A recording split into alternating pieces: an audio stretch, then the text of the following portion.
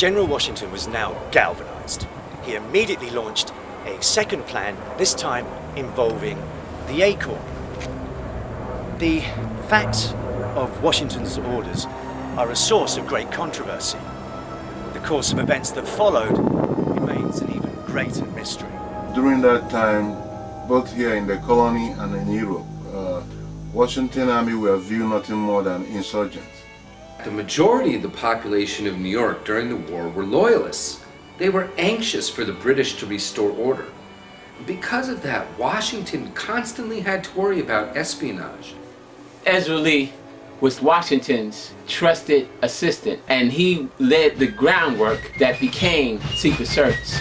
Ezra Lee, one of Washington's most trusted men, already familiar with these vessels, was not the one chosen for this mission, but he chose a relatively unknown man of very low rank.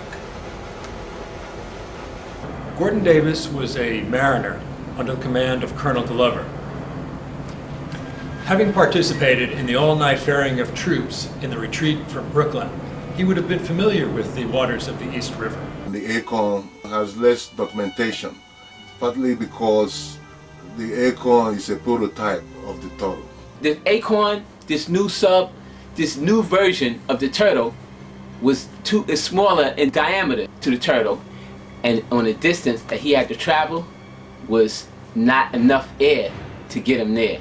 I see the Acorn being an impossible mission. Only the Turtle was equipped with a time-activated explosive device, so that if the Acorn could not be properly armed, it is not really clear what was the purpose of this second mission. Keep in mind, there were no cameras at the time, so it was common for Washington to send artists in his army to bring back data. Gordon Davis was a talented draftsman. He was probably sent to examine the underside of the Eagle. Gordon Davis was an artist, and in fact, he had an apprentice with Paul Revere.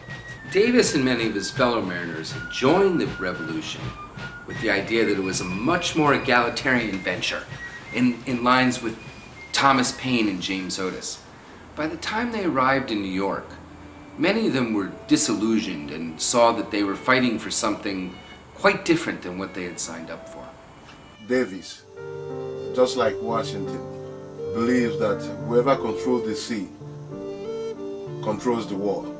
So by cutting off the supply route, we have a greater impact on the war and seize control simultaneously over the Continental Army.